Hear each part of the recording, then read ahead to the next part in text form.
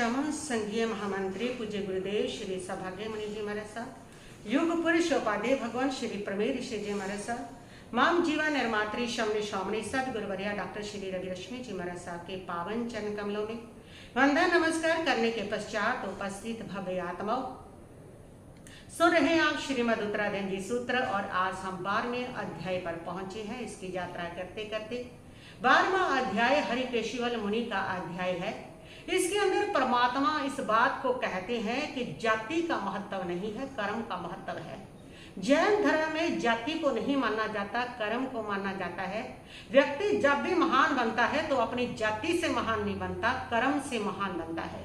जीवन जीने के ढंग से महान बनता है, जीवन शैली से महान बनता है। इसलिए बहुत लोग ऐसे हुए हैं जो निम्न जाति में पैदा हुए, कबीर जी है और इस पर बहुत और संत हुए हैं निम्न जाति में पैदा हुए, लेकिन जगत के अंदर वो पूज्य बन गए, सबके सम्मान के पात्र बन गए। क्यों? क्योंकि उनका जीवन जीने का ढंग सुंदर था, उनका जीवन कर्म महान था। तो हमेशा व्यक्ति का कर्म महान होता है, कर्म ही उसको महान बनाता है और महान व्यक्ति ही दुनिया के अंदर पूजा जाता है, सम्मान पाता है, इज्जत पाता है। इसलिए अगर किसी की जाति निम्न है तो वो इस बात को लेकर निराश ना होकर वो महान नहीं हो सकता। ज्ञान दर्शन चरित्र महान होने के ये जो मार्ग है, ये किसी की बाप की द्रोहर नहीं है। कोई भी जाति का इसको अपना करके अपने जीवन का कल्याण कर सकता है, अपने जीवन को महान बना सकता है।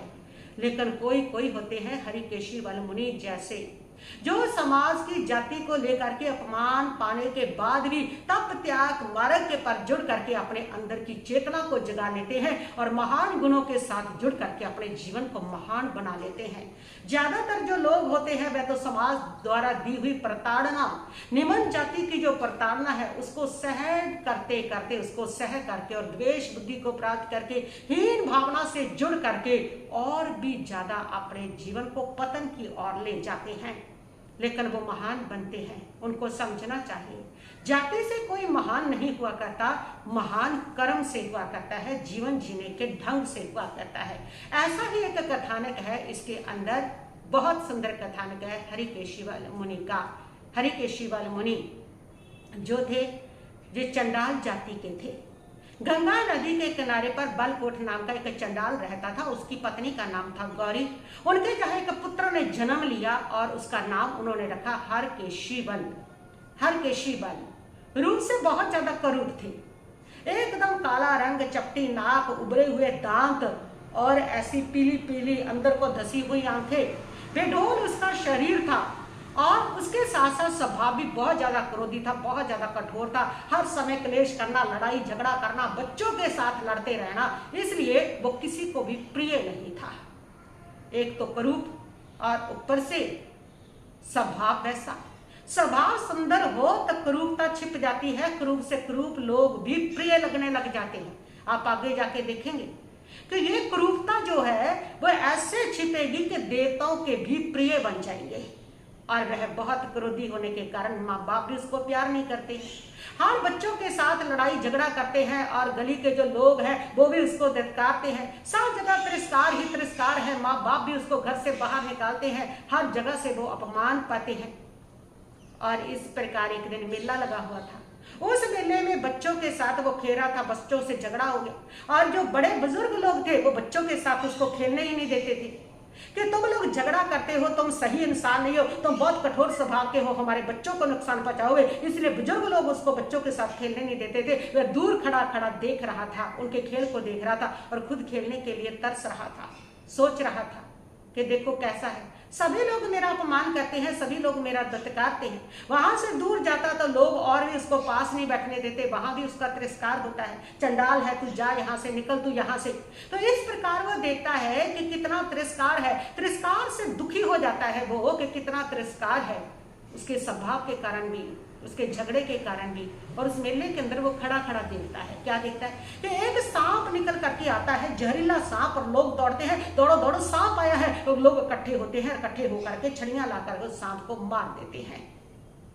थोड़ी देर के बाद वो देखता है एक वैसा ही प्राणी एक और निकलता है, रूप भी वैसा है, गति भी वैसी है, रंग भी वैसा है, निकलता है जब वो, तो लोग दौड़ के आते हैं, अरे सांप आया। लेकिन जैसे पास आते हैं वो कहते हैं नहीं नहीं, ये सांप नहीं है, ये तो दुमुही है और इसका कोई खतरा नहीं है, दुमुही है, इसका इसको मत मारो, इस बेचारी को सर पे रख दो ताकि ये किसी के पांव के नीचे आके मर ना जाए। और लोग उसको मारते नहीं है, उसको उठा करके सुरक्षित जगह पर रख देते हैं। इस घटना को वो हरिकेशीवाल देखता है और ये घटना उसके जीवन में उजाला ले आती है, सवेरा ले आती है। वो सोचता है कि ये कैसे हुआ, एक ही रंग है, एक ही रूप है, एक ही समान गति है इनकी, एक को तो मारा गया, एक को सुरक्षित रखा गया। इसका मतलब रूप सम्मानित नहीं होता, बाह्य रूप सम्मानित नहीं होता, व्यक्ति की जीवन जीने की शैली सम्मानित होती है। कि बाहर से ये व्यक्ति जो एक जिसको मारा गया वह जहरीला था इसलिए मारा गया, और दूसरा जिसको सुरक्षित रखा गया वो जहरीला नहीं था इसलिए उसको सुरक्षित रख दिया, उसको किसी ने कुछ नहीं कहा। तो जो व्यक्ति जहरीला होता है वही अनादर पाता है, उसी को मारा जाता है, उसका तिरस्कार होता है, और जो जहरीला नहीं होता उसको सम्मान ही सम्मान मिलता है। इसका मतलब ये जो अपमान मिलता है ये मेरी जहरीली जीवन शैली के कारण मिल रहा है, ये मेरे कठोर और क्रोधी स्वभाव के कारण मिल रहा है कि मैं क्रोध से जहरीला हो गया हूं, इसलिए मैं अपमान पा रहा हूं, इसलिए तिरस्कार पा रहा हूं। क्रोधी को कहीं से भी सम्मान नहीं मिला करता है। क्रोधी व्यक्ति जो होता है वो जगह जगह से अपमान और तिरस्कार को प्राप्त किया करता है। उसने सोचा कि इस जहर के कारण ही अपमानित हूं, देखो वो जहरीला था इसलिए तो उसको मारा गया, और जो जहरीला नहीं था उसको कोई नहीं मारता। तो वो अपनी जीवन शैली को बदलता है कि जीवन शैली बदलो, और जैसे वो जीवन शैली बदलने की बात सोचता है उससे उस घटना को बोध मिलता है, उसको जाति स्मरण ज्ञान होता है, और उस जाति स्मरण ज्ञान में वो देखता है कि कैसे कर्म व्यक्ति के सत्य होते हैं। मैं कौन था, 2 जन्म उसको अपने दिखाई देते हैं कि पूर्व भाव में वो ब्राह्मण का एक लड़का था, एक मुनि चंद्र नाम का मुनि वहां से जा रहा था, हस्तिनापुर नगरी थी, और गोचरी के लिए जब वो जा रहे थे तो 2 रास्ते हस्तिनापुर नगरी को जाते थे। उस ब्राह्मण लड़के को उन्होंने पूछा कि ये कौन सा रास्ता सही है जाने के लिए। एक रास्ता ऐसा था जो बंद पड़ा था, वह इतना तपता था, रेत थी जैसे आग तपती है, कोई उससे जाता नहीं था। दूसरा रास्ता ठंडा था। उस ब्राह्मण लड़के ने उसने देखा कि मेरा जो रूप था, और मैंने उस समय उस मुनि को सिर्फ मजाक के लिए, हंसी के लिए, मजा लेने के लिए, ये गर्म गर्म रास्ते पर जब जाएगा तो मेंढे की तरह से उछलता हुआ वापस आएगा और मुझे मजा आएगा, इसके लिए उसने वह जो तपन वाला रास्ता था वो मुनि को बता दिया। मुनि सहज भाव से उस रास्ते पर बढ़ गए। मुनि की तपस्या के कारण मुनि के पास अनेक लब्धियां थी, उन लब्धियों के कारण वो रास्ता एकदम ठंडा हो जाता है, और उस ठंडे रास्ते को देख करके वह ब्राह्मण का लड़का वह देख रहा है कि मैं एकदम से हैरान रह गया कि ये कैसे हो सकता है। मुनि तो बिल्कुल शांत भावों से जा रहे हैं, जैसे तपते ही नहीं, मैंने तो कुछ और सोचा था। वो पीछे जा करके देखता है कि वास्तव में रास्ता गर्म है या नहीं। जब वो जा करके देखता है तो रास्ता तो एकदम ठंडा है। उसके मन के अंदर पश्चाताप होता है कि मैंने गलत मजाक किया, एक मुनि के साथ मजाक किया, और वो जा करके मुनि से क्षमा याचना करता है, पैरों में गिर जाता है। मुनि उसको बोध देते हैं और वह दीक्षा लेता है, और दीक्षा लेकर के वो तप करता है और दीक्षा लेकर के संयम का पालन करता है। लेकिन ये अहंकार उसके मन के अंदर नहीं जाता कि मैं ब्राह्मण हूँ, मैं सबसे श्रेष्ठ हूँ, मैं सबसे ऊंची जाति का हूँ। और छोटे छोटे लोगों को वो अपने पास भी नहीं लगाता, उनको ज्ञान देना भी जरूरी नहीं समझता। ये छोटी जाति के लोग हैं, ये छोटे लोग हैं। इस प्रकार वो साधक बन करके भी उस अहंकार में रहा, और वो देख रहा है उस अहंकार की वजह से मैंने श्रेष्ठ जाति के रास्ते को ब्लॉक कर दिया। जिसका भी अहंकार करते हैं उसको हम खो देते हैं, उसको ब्लॉक कर देते हैं। उसने कहा कि उसके कारण से मैंने ये चंडाल जाति में जन्म पाया, वहां से मैं देवलोक में गया उस तप के कारण से, लेकिन वह जो मैंने अहंकार किया अपनी श्रेष्ठ जाति का, उसके कारण मैं जहां पहुंचा, कर्म ने जहां पहुंचाया कि मैं निम्न जाति में चंडाल कुल में पैदा हो गया, विरक्त हो गया कर्म के सत्य को देख करके, और मैं साधु बन गया। हरिकेशीवाल मुनि दीक्षा ले ली, और दीक्षा लेकर के मास खमन तप के वो पार करने लगा।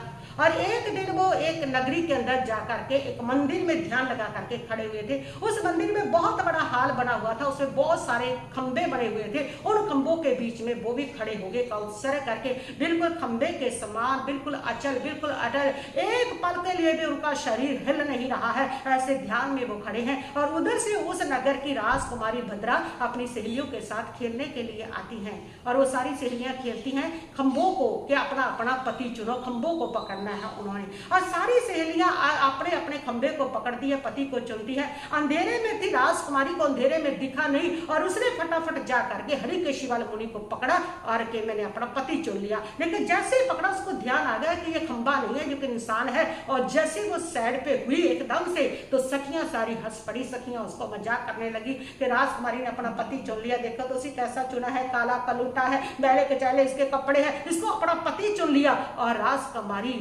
इस मजाक को सहन नहीं कर पाती। सखियों को तो कुछ नहीं कहती, वो तो उसकी सहेलियां हैं, लेकिन वो मुनि के ऊपर थूकती है कि इसको अपना पति बनाऊंगी, ये मेरा पति कैसे कभी नहीं हो सकता। वो उसके ऊपर थूकती है, मुनि का अपमान करती है। मुनि को तो इससे कोई फर्क नहीं पड़ता, कोई सम्मान करो कोई अपमान करो। मुनि तो बहुत उच्च अवस्था में पहुंच चुके थे और उनके तप के कारण मुनि के चरणों में देवता रहने लगे थे, उनके सम्मान करते थे, उनकी सेवा करते थे, वो देवों को भी प्रिय हो गए थे। उन लब्धियों के कारण उनके पास एक देवता रहता था और वो देवता देखता है कि मेरे आराध्य का अपमान कर रही है। वो भक्त ही कैसा जो अपने भगवान का अपमान भी देखता रह जाए।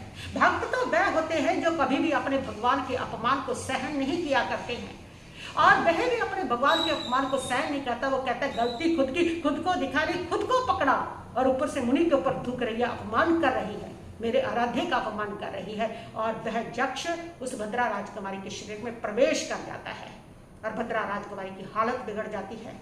उसकी आंखें बाहर को आ जाती है, उल्टियां लग जाती है, बड़बड़ाने लग जाती है, बेसुध होकर के वो गिर जाती है। और सखियां जब इस दृश्य को देखती है तो वो डर जाती है, भाग जाती है और जा करके राजमहला में राजा को बताती है। राजा आता है, महारानी आती है, मंत्री आते हैं, सब आते हैं और सब चिंतित है, देखते हैं राजकुमारी की हालत बहुत खराब है।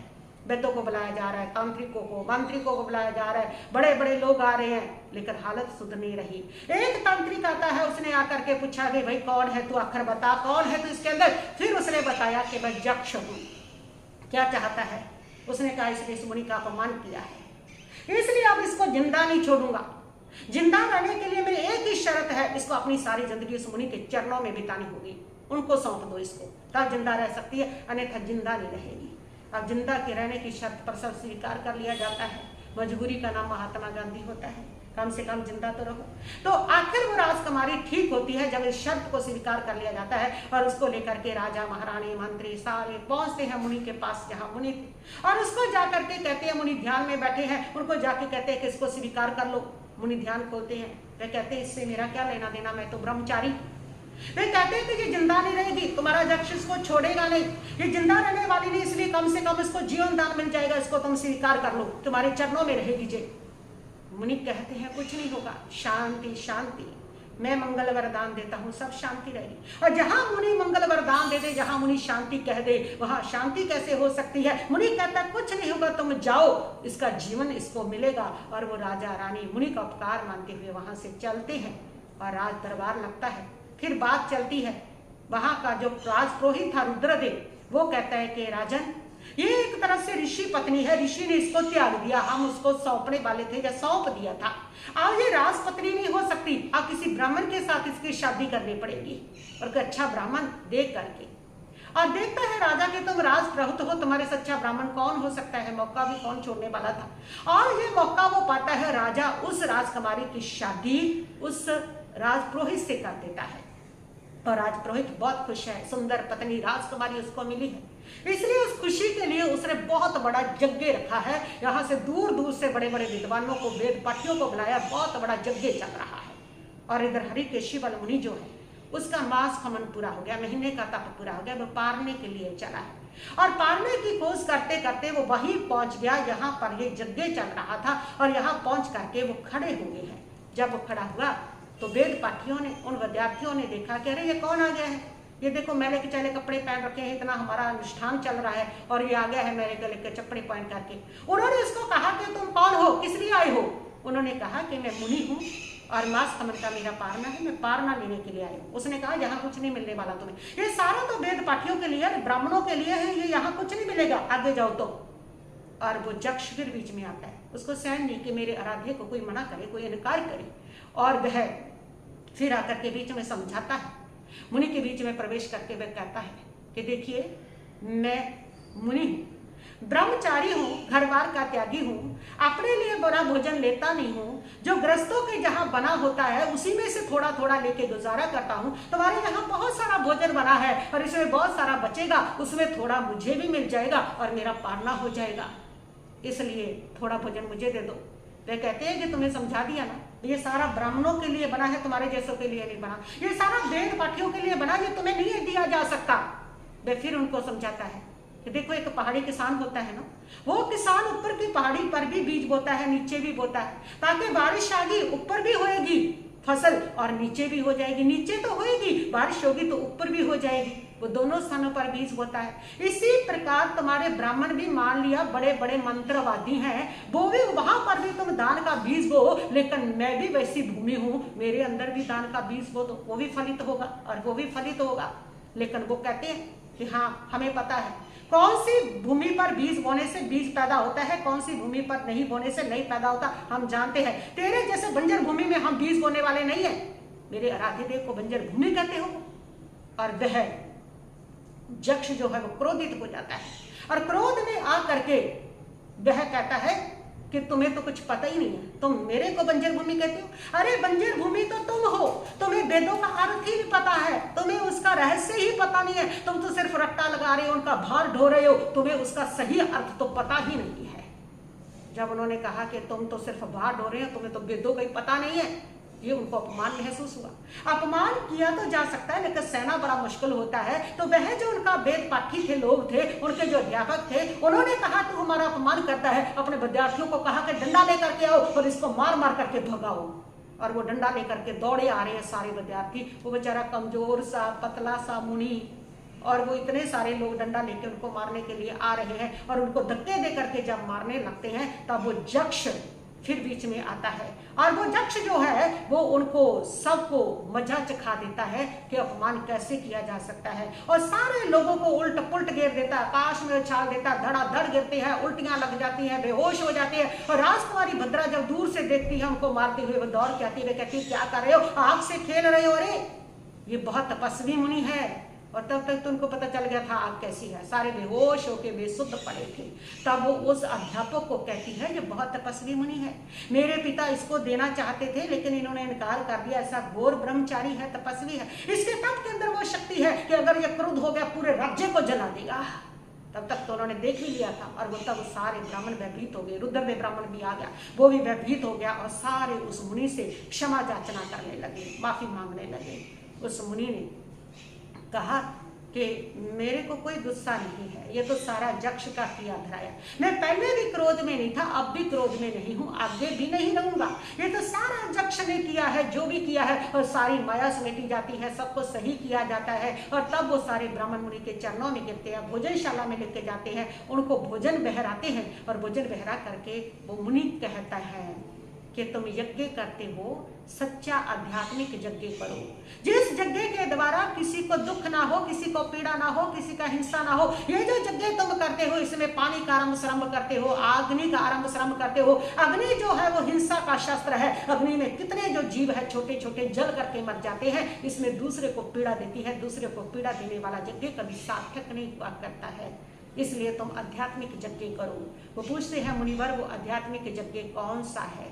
वो यज्ञ जो निर्दोष है, जिसमें किसी को पीड़ा नहीं होती, जिसमें कोई दोष नहीं लगता, वो यज्ञ आध्यात्मिक यज्ञ है। कैसा होता है वो आध्यात्मिक यज्ञ? उसका फिर कुंड स्थान कौन सा होता है? वे कहते हैं कि ये जो कुंड स्थान है, हम ऐसा आध्यात्मिक यज्ञ करते हैं कि अपनी जीव आत्मा को कुंड स्थान बनाते हैं। अच्छा, तो फिर इसकी आग कौन सी है? तप जो है वो इस यज्ञ की हम आग होती है हमारी। हम भी आध्यात्मिक यज्ञ करते हैं ब्राह्मण देवता, लेकिन हमारा यज्ञ किसी को पीड़ा नहीं पहुंचाता, हमारा यज्ञ स्वयं का कल्याण करता है, पर का भी कल्याण करता है। ठीक है, और क्या करते हो फिर इसमें? तुम कड़छियां कौन सी रखते हो? मन वचन काया की सद प्रवृत्ति करते हैं, मन वचन काया से वो हमारी घी डालने की कड़छियां हुआ करती हैं।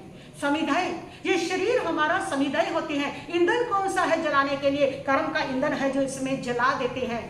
फिर शांति पाठ, इसके साथ धर्म का वो सरोवर कौन सा है, जलाशय कौन सा है? वे कहता है कि ब्रह्मचर्य का जलाशय होता है। और शांति का पाठ होता है। इस प्रकार उस ब्रह्मचर्य के जलाशय में स्नान करके, यह आध्यात्मिक यज्ञ करके सारे कर्मों को से छुटकारा पा करके शुद्ध बुद्ध मुक्त हो जाते हैं। और वो सुनते हैं इस आध्यात्मिक यज्ञ को और सुन करके वो पाप के यज्ञ को छोड़ते हैं, आध्यात्मिक के यज्ञ को स्वीकार करते हैं, उस तप को, शरीर को ईंधन बनाते हैं, तप की आग को जलाते हैं और उसमें अपने सारे कर्मों को होमते चले जाते हैं। ये है आध्यात्मिक यज्ञ जो स्वयं पद का कल्याण करते हैं। ऐसे हरिकेशी वाले वो मुनि थे और वो हरिकेशी वाले मुनि इस प्रकार साधना करते हुए परम गति को प्राप्त होते हैं। तो प्रभु यही बताते हैं कि जाति महान नहीं होता, जाति से ही ना कि ब्राह्मण बन के ना कोई महान होता है, ना कोई क्षत्रिय बन के, व्यक्ति कर्म से महान होता है। इसलिए जो कर्म अच्छा करता है वह पूजा पाता है।